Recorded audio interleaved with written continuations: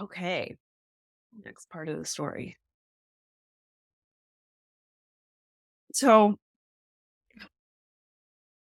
I, I went back with my mom to live in Long Beach, in her studio apartment.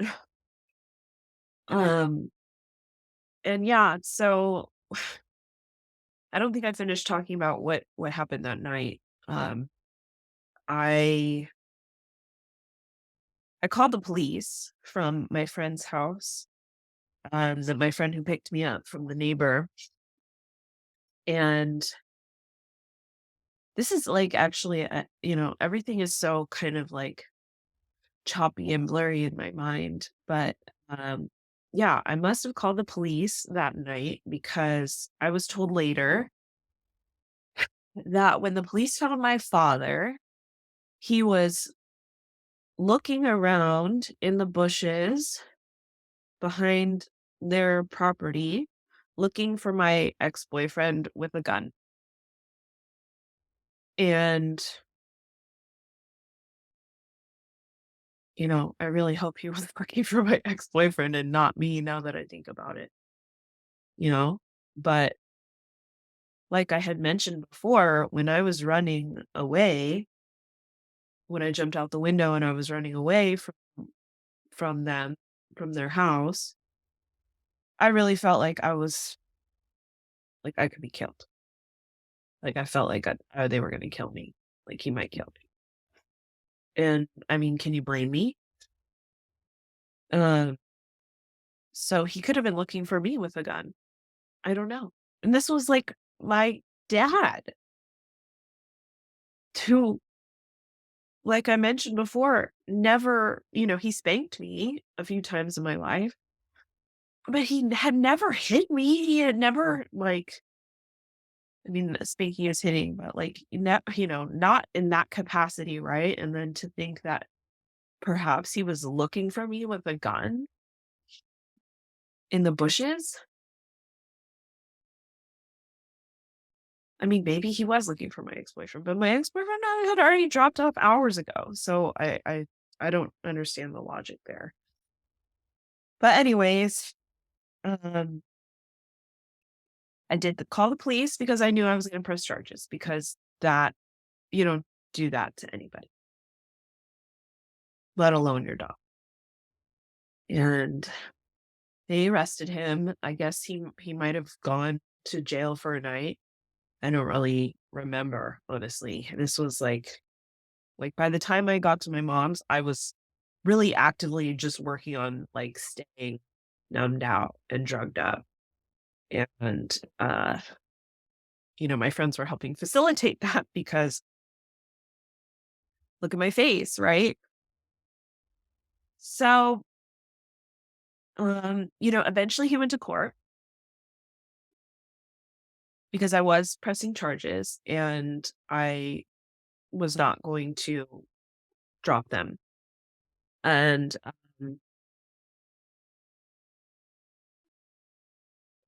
so I knew I was gonna press charges out and, my I wasn't talking to my dad at this point, but my mom was, and they were begging me to drop the charges, and I said, "No."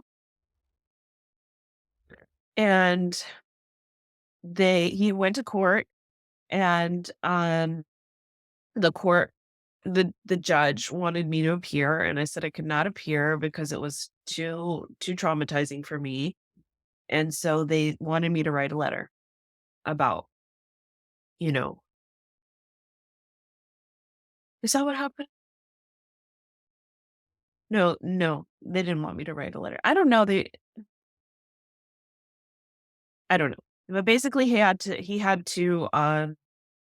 show up to court and face, whatever the judge was gonna sentence him to.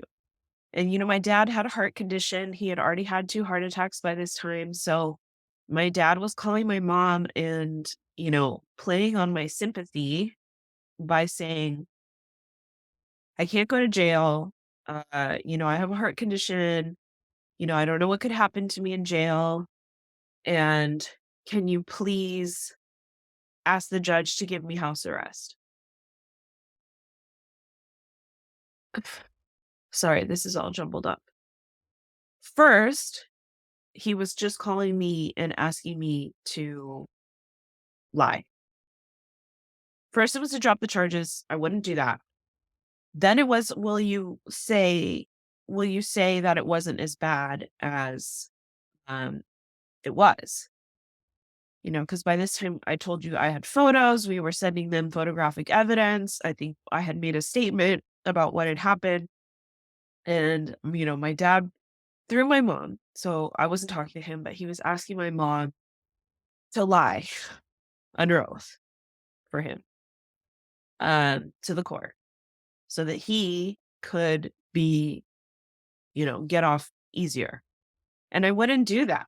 And even my mom was like kind of suggesting that maybe I should.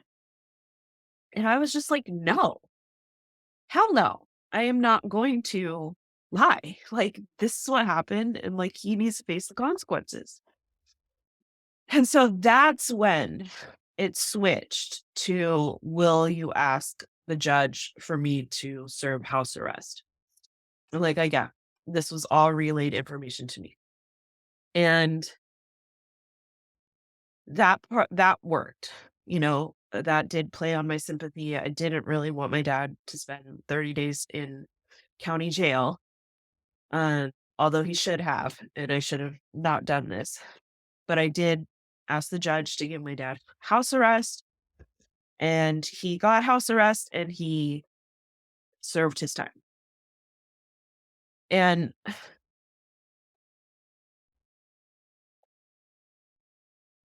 something else that came out of this around that time was, my memory is really, really fuzzy, but uh, you know, what do I remember? Okay, so I remember that, like, I was really going off the deep end, getting high around this time, okay? I moved back in with my mom. I knew how to get speed there, and so I was, like, doing that. I was taking a lot of pills, like benzos, and I was really fucked up, okay?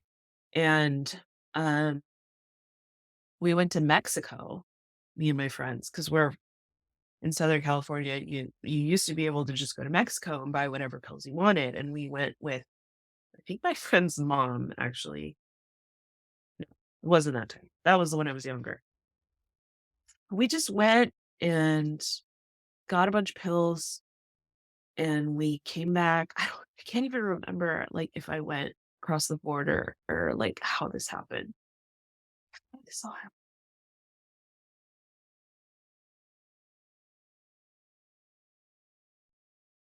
I don't know. Long story short, we had a bunch of drugs. I had a bunch of pills. And, like, even before this all happened, like, whenever I had a lot of benzos, a lot of pills, like, I would eat too many to the point where, like, it was really obvious that I was messed up, like, to my mom, right? And so I think this is how this all went down.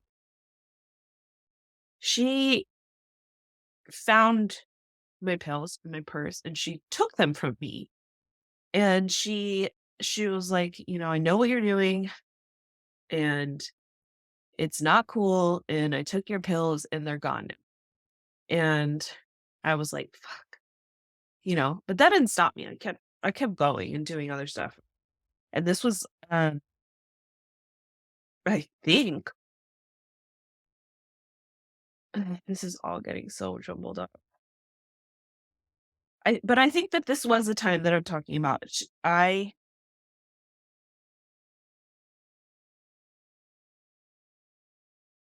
Because I think this,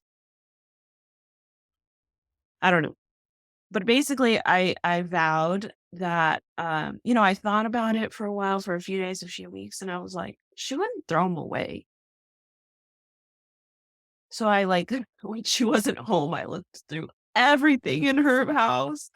I looked through every box, every piece of paper, every drawer, this was a studio, it's a tiny place. I was like, it can't be that hard to figure out where they are, right? And I found them. And so I started getting really messed up again. And, uh, it was around this time that I got sent to my first ever treatment center. And I don't remember if this is exactly the story that, like, go that's why I ended up there, but I'm pretty sure that I started going to that treatment center when I still wasn't talking to my dad, but he knew that I was getting loaded, and my mom figured out that I was getting loaded, and so they decided to send me to a treatment center, and, um, part of this, like, court case that my dad was going through was they agreed to pay for me to go to school. Um, I wanted to go to Brooks. It was a fashion design school. And so they agreed to pay, but I think the condition was that I had to go to treatment. And so they found me a treatment center in Los Alamitos, which was like really close to where my mom lived, is where I went to high school. And it was outpatient. And you basically go and show up there and you take these like classes and you're supposed to go to meetings and sometimes there's meetings there and you're supposed to go to so many meetings a week, so many classes a week, and you get tested when you go there, or you never know when you're going to get tested, but you can get tested and you would get tested often. And I, because I think at this point, I had not yet done heroin. I think I was just doing speed and I couldn't really stop. And I was going to this treatment center and I was bringing clean pee because I couldn't stay sober. I kept doing speed and I kept doing whatever I could do. And so I was, while I was clean for a little while, I like saved some of my pee and I put it in the freezer and then I would like defrost it and take it with me to like drug class. Oh my god. And this was like my first ever interaction with AA and drug treatment, and I was like 18 years old, guys. I was like 18 years old. And I think I only went for like 3 months, and it was really expensive, and so that's why I think I only went for 3 months and, like, it didn't work on me. I was like, "I'm 18. Are you crazy? I am not gonna get sober off of everything and, like, not even be able to drink on my 21st birthday. Like, no. And this is the only thing that helps me get through the day. This is the only thing that makes my life like, that helps me cope with life. This is the only thing this is my medication to be able to live another day. That's where I was at that point, right? And so I think somewhere after the 3 months, I was doing okay enough to where they thought I was better, and then I started going to school. And, within around that period of time, I was still doing speed.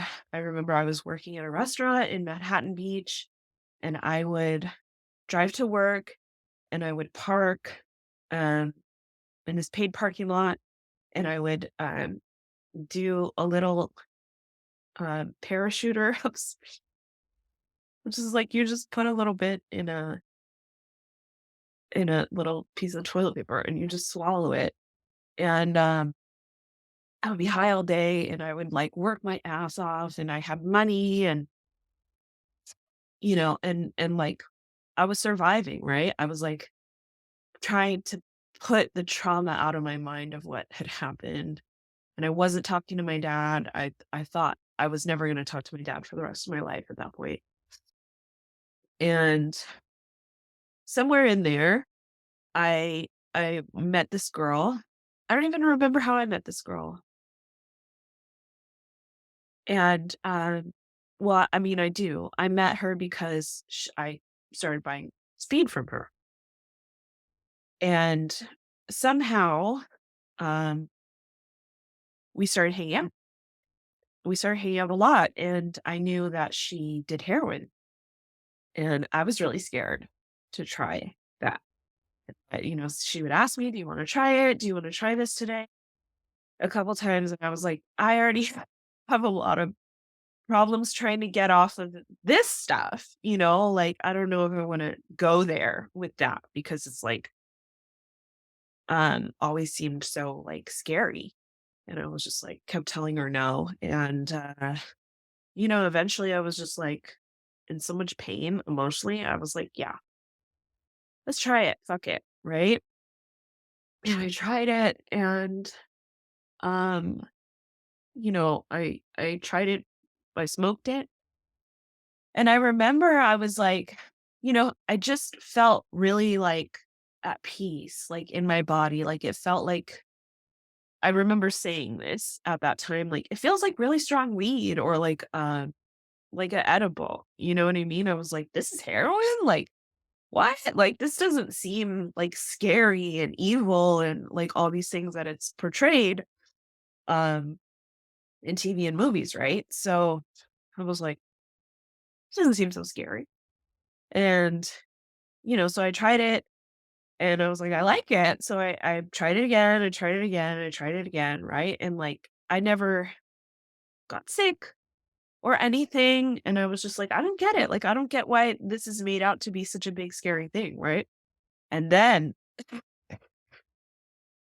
and then and then I did it, like I did it 3 days in a row, and I hadn't done it, like, that many days in a row before. I think I would, like, do it, and then a week later or 3 days later or whatever. I did it 3 days in a row, and I remember I was in my bed trying to sleep, and I was, like had not done it that day after the 3 days in a row, and I was, like, starting to, like like, my muscles were spasming, and I was just, like, feeling hot and just, like, sick and, like, just awful, and just, my skin was crawling, and, like, when you're just so uncomfortable that you literally wanna, like, rip your skin off, and I was just tossing and turning all night, and I couldn't sleep, but it was mild, it was still very mild because I was hardly doing any, and then I realized, "Oh, that was getting sick from not doing it." And so I kind of stayed at that level of, like, doing it for a day or 2, and then I would stop for a few days, and I would do it for a day or 2, and I would stop for a few days, and what started to happen was I would get sick more and more, and it would feel worse and worse, like, when I would stop. And so I but I just kinda, like, hung out there in that groove, okay? I would do it on the weekends, and, like, Monday, I would try to be sober and go to school Monday through Friday. Sober. Um, off of heroin. And, I was going to fashion design school. I was doing my thing, and, um, I don't remember why, but one day my dad he was, like, dropping something off for my mom, maybe a check for Brooks or something, and I saw him, and it was the first time I saw him since the incident, and he was crying, and this was, like, hard to explain, but we lived in an apartment building, and I could just could see down near the garage that he was crying there, and, that broke my fucking heart. I had never, ever, ever seen my dad cry or even really him ever show a moment of weakness in my whole entire life, and I saw him cry, and it was just like, I just didn't wanna be mad at him anymore.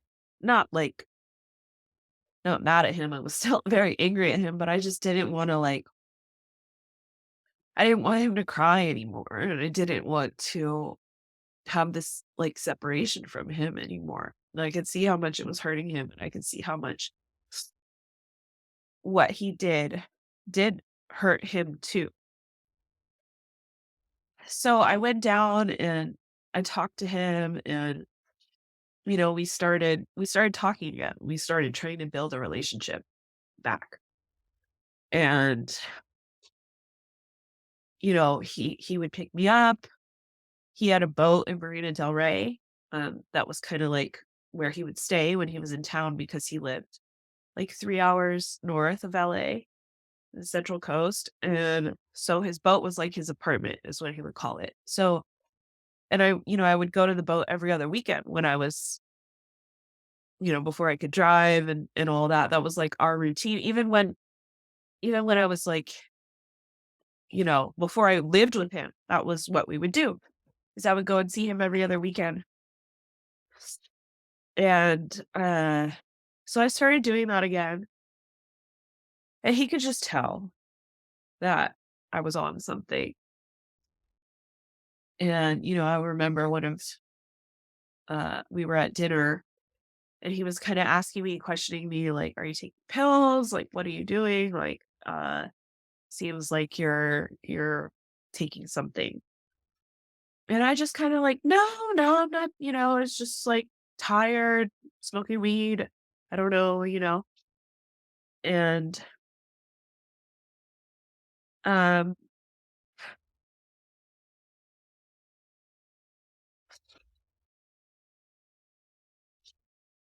so we saw each other a few times and we were really trying to mend the relationship, but obviously I was still angry, I was still hurt, I was still all everything, all the feelings.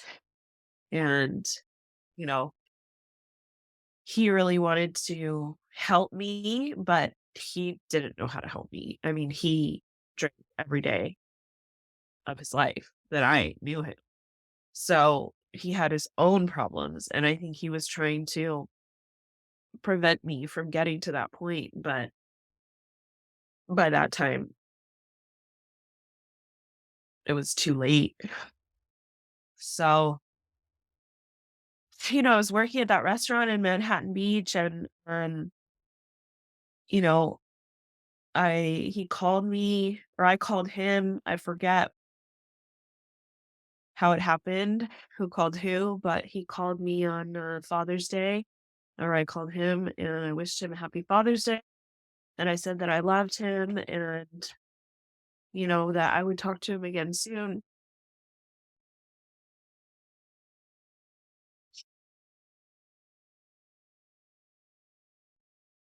And then,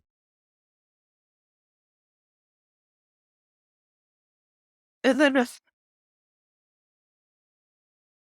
and then my mom got a phone call like a week or two later that he had died on the boat alone. And, at that point, I had still been like doing heroin for a few days, and then I would force myself to stop, and I would do it for a few days, and then I would stop, and I really, like, promised myself that I wasn't gonna do it every single day, that I wasn't gonna be a junkie, and I remember at that exact moment, I just, like, said, "Fuck it," you know? I just said, "Fuck it," and I just said, like,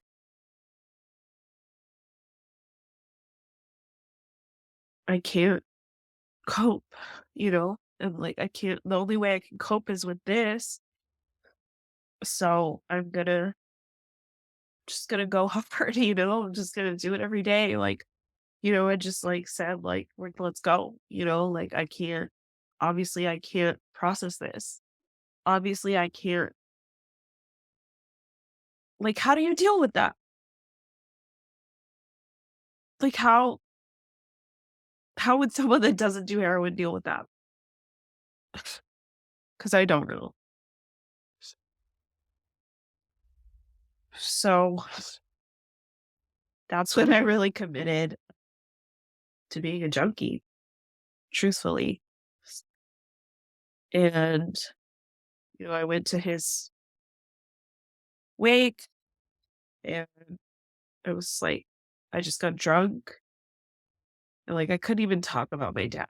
It was like so surreal, I just like saw my old friends from work and I just felt like I was just like drinking with them. And like I couldn't even honor my father's death at that point because it was so fucking surreal that it just like wasn't even real to me. And then that's it. That was it. That was the end of our relationship. And then I'm left to like heal all that and pick up the pieces. And it was so fucking hard. So I just got high. I just started getting high every day. And,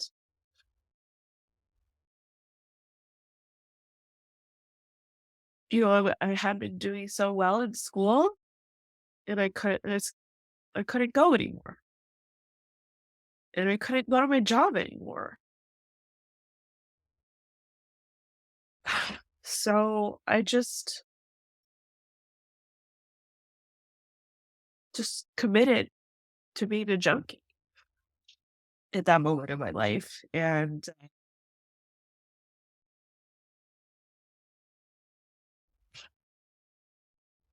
that's about all I could do to survive.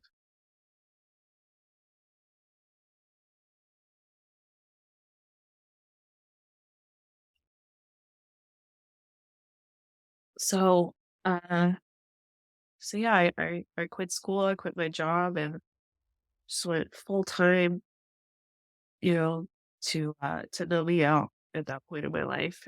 And I have a lot of crazy stories about that, but I think I'm gonna stop here for today because that was a lot and feels like a good place to stop.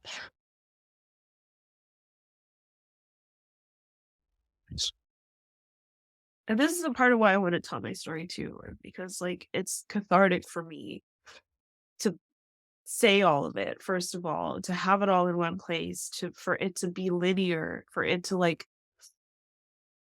make some kind of sense, for me to see, for me to kind of like put the facts out there, what I remember and line it up time wise and like this is what I experienced. Like this is my fucking life. Uh, and has made me who I am too. So, uh, yeah, I mean, it's still like we'll always have some pain and attachment to these really traumatic things that we experience, right? But I don't have to let that, you know, change what I'm going to do tomorrow. I don't have to let that uh, uh, affect me in the way that I used to right now. Like I have the tools and I have the consciousness and I have the understanding of the lessons and everything else that I get to understand that yes, that while that all happened, um, I don't have to go and run from it anymore. I get to look at it and understand it, unpack it, and take what I can from it, which is purely the lessons and the initiations. And, the more of that trauma we have to go through in our life, the more uh, the more power we really have, the more power we can harness once we overcome that. Not when you're still being crushed from the weight of it, but once you can transmute that, uh, you have a semblance of you have a semblance of the power that you harnessed to go through that experience and carry on. right? And to let it make you stronger rather than kill you. So I'm gonna wrap up. Woo!